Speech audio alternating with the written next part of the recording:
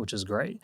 Something else that I think is really cool and versatile about the 529 program, and this is what I've helped a lot of clients do in the past few years, is if you have student loans, you can use up to $10,000 per person per lifetime from a 529 plan to put towards qualified federal student loans.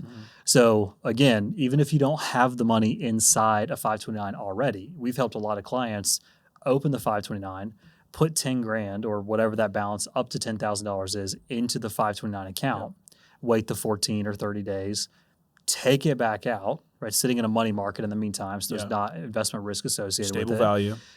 Take it back out, pay the student loans. Well, you just got in this case, like a 6% discount on paying your student loans, right? We love that. Absolutely. Right? It's a small strategy piece, right, to help you take advantage of that opportunity. So there's a lot of versatility. Some of the cool things too, starting in 2026, is you have the $20,000 threshold for K through 12 education. You can also use it for expanded expenses on trade schools and apprenticeships, which you've had some of that in the past few years, but it's expanded now.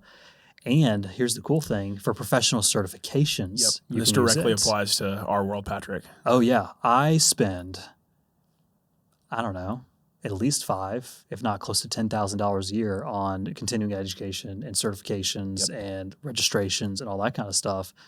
You bet your bippy, I'm going to be reimbursing myself through a 529 program to save on all that stuff, right? Because those are regular like business associated expenses that are tied with my professional education and continuing ed stuff.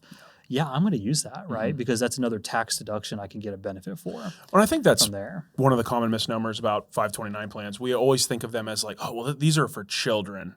But they're not always just for children. They're for higher education. They're for education purposes. Yeah. So you as an adult can still utilize a 529 in your plan. For anyone out there who's going to college a little bit later in life, things like that, you can use 529s to your advantage. Yeah. And there are rules, right? Yeah, like state tax deductions are based on the state you live in, that kind of stuff. There's also some cool things around college funding, not to just take it down this path because we're talking about saving in general for kids, like how to help them save, but like grandparent-owned 529s don't impact FAFSA filings in a negative fashion like parent-owned do. There's some other cool nuances there. And even like if, let's say you're a grandparent, you live in South Carolina and your grandkids live in Tennessee, right? Well, you could still open a 529 in South Carolina because you're a state resident here and fund it and get your tax deduction for making that contribution. So there's a lot of flexibility there. Absolutely. That being said, great tool for education purposes, right?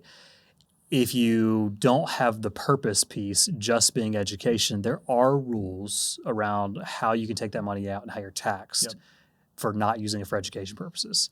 The most common thing, put it in for education, take it out for education. It's tax-free, potentially tax deductible going in, best of both worlds, right? New rules as of a couple of years ago, if you have money left in a 529 for a beneficiary and you don't have education expenses to satisfy that distribution, right? We can now roll that money over into a Roth IRA and get additional tax-free growth for retirement. Now, some nuance, account had to be open for 15 years. You had to have the funding in there for at least 5 years. And you can only do that rollover from 529 to Roth if the child or the beneficiary in this case has earned income, qualifying compensation to do that rollover over time.